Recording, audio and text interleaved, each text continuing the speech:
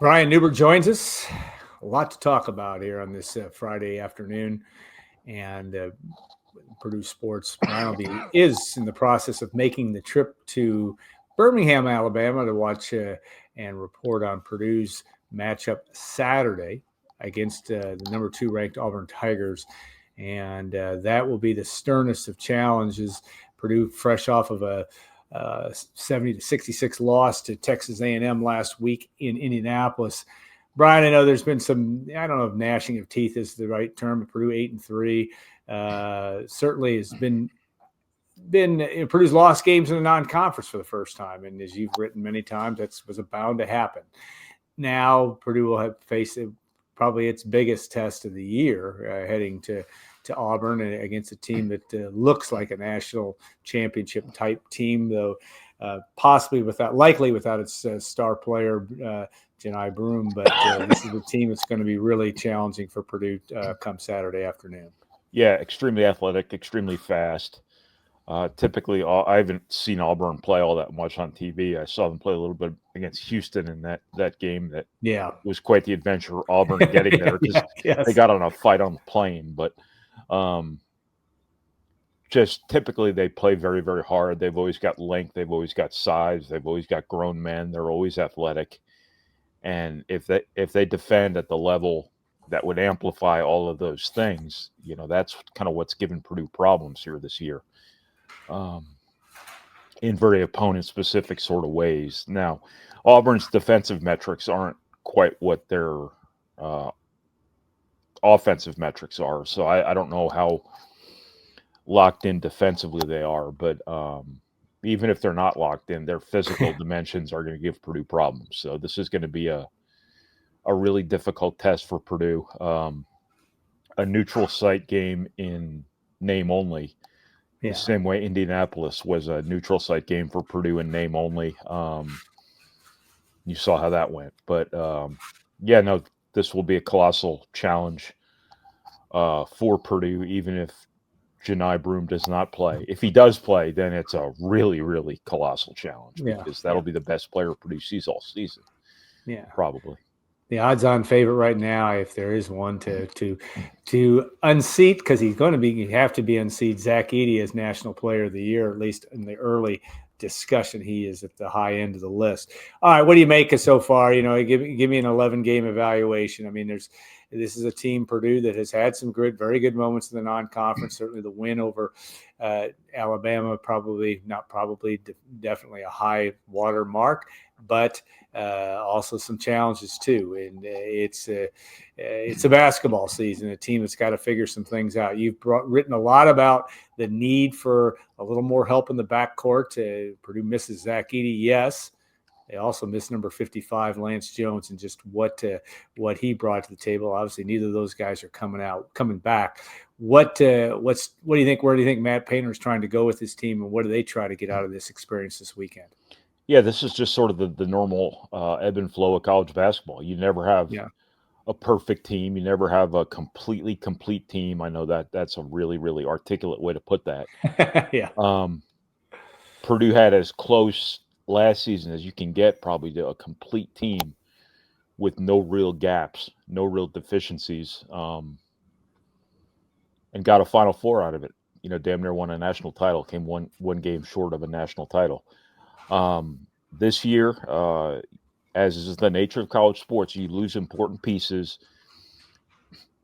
You don't have a question-free team like so many other people don't. Purdue is not alone in college basketball in being an imperfect team. And I think some of its imperfections have been rubbed raw, so to speak, by specific types of opponents. It's been those high-pressure, athletic, old, physically strong teams like Marquette, Penn State, teams that have had guys together in their systems for a while. And then also, obviously, Texas A&M, a team full of grown men who play really hard, play very, very good defense, very, very connected, systematic defense, things like that. All those games away from Mackey Arena. And while you want to qualify the results on the circumstances, the possibility always exists too. You run into a team like this in the NCAA tournament. Yeah. That could be bad news, or it could be good news because you have played these teams thus far and theoretically should be better off because of it. But no, I just think Purdue has some deficiencies this year that have been exposed that, in my opinion, don't necessarily make Purdue any worse of a team moving forward. I still think Purdue's a really good team and is going to win a lot of games this season. It's just they've struggled with a particular type of opponent. And they've done so away from Mackey Arena. And how much that's going to continue to come to bear through the course of the Big Ten season, you don't know because, again, these have been three very specific types of opponents that the only team I can really think of that comes to mind right off the top of my head that would align with these three teams would be UCLA. You've got that game in Mackey Arena. So you'd think that maybe that wouldn't remain an issue at home as much as it has away. But you never know. And the fact that Purdue has struggled at times in non-conference play could end up in the long run helping them for all we know. I mean, Purdue's still going to have a strong resume. They're still going to have a lot of wins when all's said and done. You know, November and December has never made a season, and it won't again this year. Yeah. There have been years where, again, we go back to the 2019 team, 6-5 at one point in time, right? And of course, came within one bounce of getting to the Final Four. So that's won the Big Ten by a mile too that year, and won the Big Ten by a mile. So we'll see what happens as Purdue continues to develop and tell the story of the 2024-25 season. All right, a lot going on in the world of Purdue sports this week that we can talk about. Certainly one of the more surprising, if not shocking, news is in a sport that we don't cover on a game-by-game basis by any stretch. Of course, Purdue volleyball, but certainly match by match. Or match by match. Well said. Thank you. I never get that straight. And yet, big news coming out because it's really maybe more of a symptom of where college sports is these days. Purdue loses 4 players or has 4 of its top players, certainly 2 of its top players, Neva Hudson and Chloe Chacoin, jump into the transfer portal. A surprising development, just based on the culture that Dave Shondell has built in a program that has been maybe at just below the top tier of the NCAA top teams. Purdue was ranked in the top 10 much of the season before bowing out in the Sweet 16.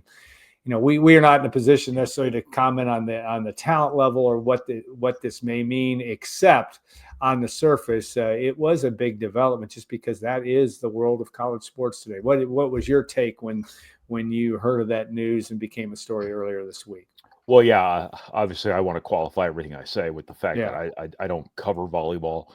I haven't covered volleyball since I was in college at the Exponent. I couldn't pronounce the players' names probably if I tried to. I've seen them in print, but I've never really engaged in meaningful conversations about any of them. But, you know, I'm sure everybody wants to go right to the NIL piece of it, and it's possible that's part of it. You know, volleyball is a major revenue sport at some places and probably has some NIL opportunities that go along with that. I'm thinking of places like Nebraska.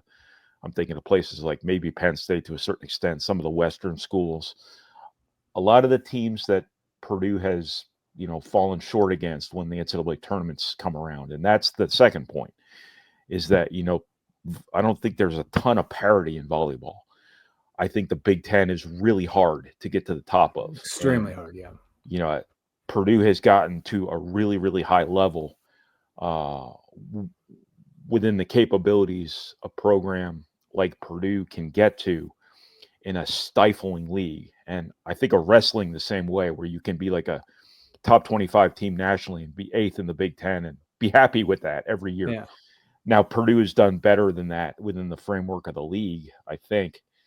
But when you get to the NCAA tournament and then you run into some of those national powers, you know, it's that proverbial glass ceiling that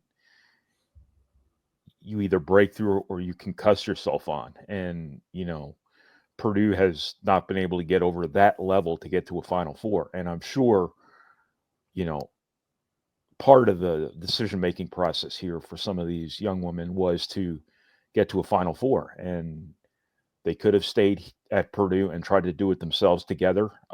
Again, knowing full well that they've not been able to get over that hump thus far. And by they, I mean Purdue's program and not necessarily just that collection of players. Correct. Or Yeah. they could go find, and I don't say this as a slight to them, the path of least resistance where they can just go be damn near guaranteed a Final Four appearance. You know, I kind of go back to Zach Edey, Braden Smith, Fletcher Lawyer, Trey Kaufman-Wren, Mason Gillis, all those guys after they lost Fairleigh Dickinson. And losing to Fairleigh Dickinson is very different than losing to Louisville in Louisville in the NCAA volleyball tournament. But they could have left. They could have left Purdue. Yeah. They could have gone and signed with Kansas or wherever and been virtually guaranteed at least an Elite Eight, if not a Final Four. And they decided, I don't know how much thought went into it, but they all came back to Purdue and they wound up doing it together. Now, very different circumstances, very different sports, obviously. But there were options there to try to get to that Final Four, to try to get to that national championship type of level. And I'm sure between the competitive piece of it and maybe the NIL piece of it, that was just something Purdue couldn't overcome to keep this team intact. Yeah. Excuse me. And as it turned out that my voice to the transfer portal here. You look at that situation, and obviously now that in the National Volleyball Championships this weekend, the Final Four, it's chalk. All the number one seeds get there, and that's telling in its own right. I think that's a correct analysis. The way I look at it, that again, that these are all, it's Wisconsin, it's Penn State this year, it's Louisville, it's on down the line. These are all programs that are just a notch ahead. We saw that when the two sellouts with Purdue this year in Mackey Arena, they beat Indiana, but like a drum in 3 sets. But when they came up against Wisconsin, they couldn't win a match. And not a discredit, Dave Shondel's program has been a terrific one, but just one step short. And I think you're right. It's a tougher sport. There's maybe a little less parity to the untrained eye in that situation, and we shall see. But it is it's a difficult, and that's putting it nicely, blow to Coach Dave Shondel's program.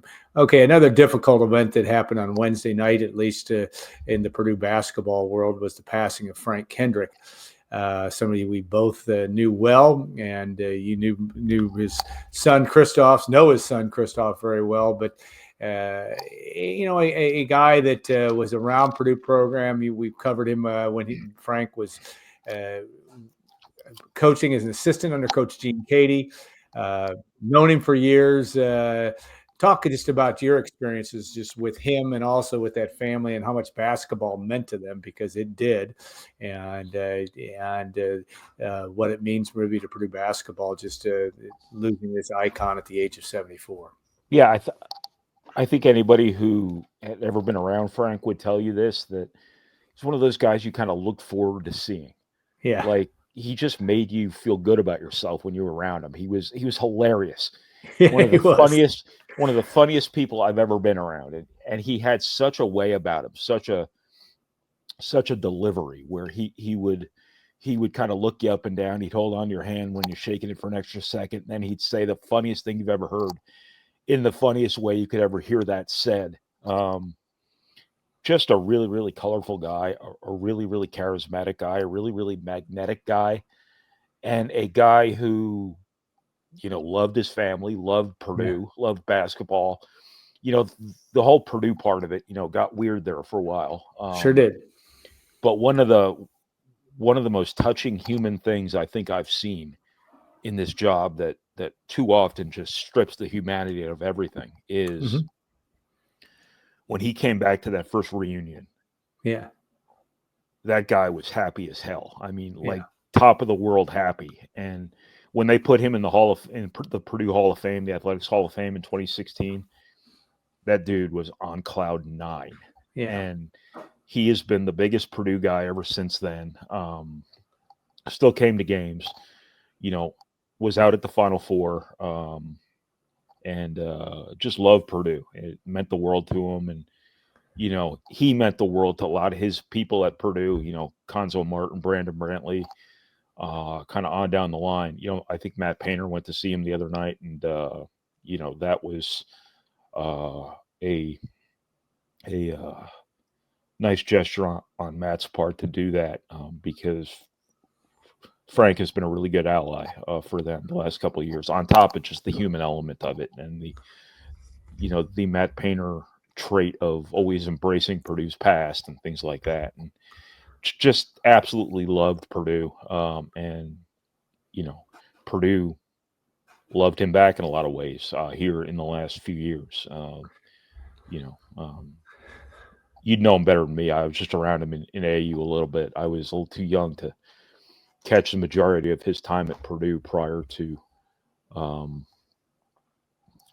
these past few years, but just a guy you kind of look forward to seeing, and a guy who owned every room he walked in, and that's for sure, lit everything up around him, and his presence will be missed. And I know I'm not alone in that opinion. Yeah, you would have loved him as a player. I obviously had a chance, was old enough to watch him play.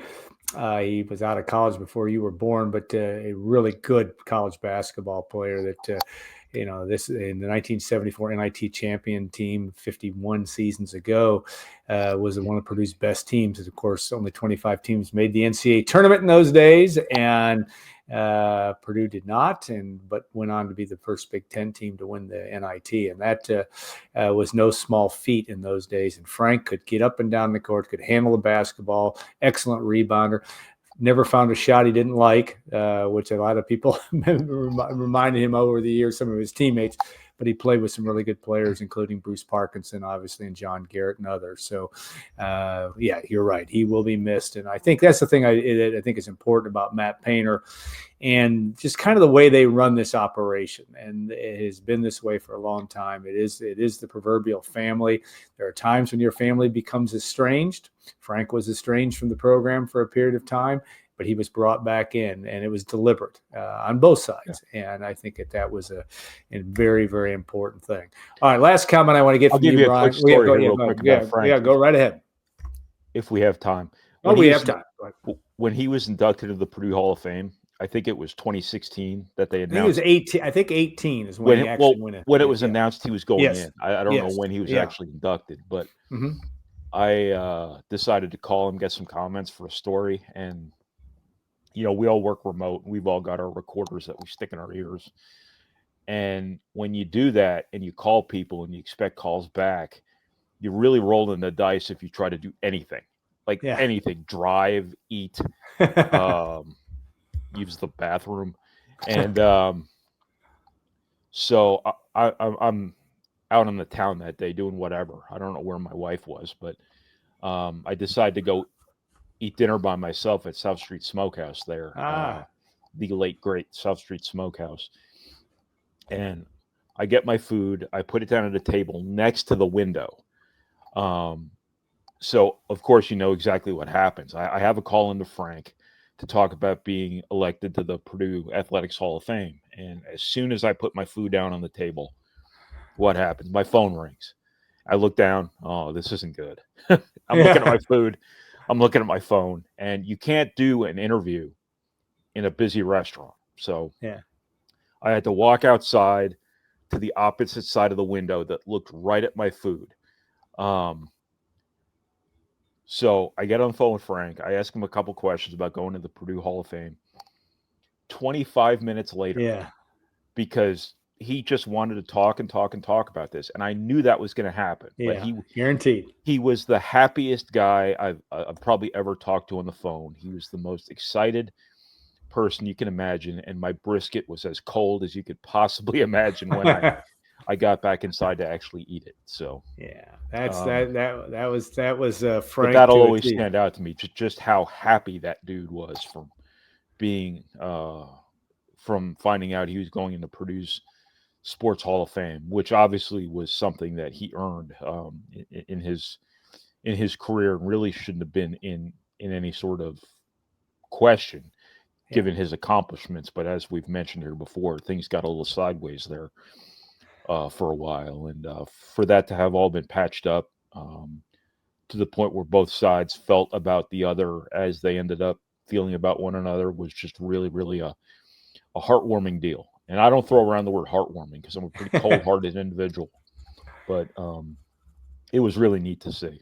Yeah, it takes two sides. Matt Painter and company, like I said, they embraced him, and a very, very important thing. All right, we're going to bring this segment to an end. We'll look forward to your coverage after the game Saturday when Purdue takes on Auburn, and it'll be then the Boilermakers are off for 8 days before they take on Toledo at home on Sunday the 29th, I believe it is, for an early evening contest against the Rockets before heading back into Big Ten play. I think Brian gets to go back to his homeland, Rutgers, January 2nd. Is that right? My natural habitat. No, Minnesota's January 2nd, right? I get that schedule screwed up, but your natural habitat is drone country.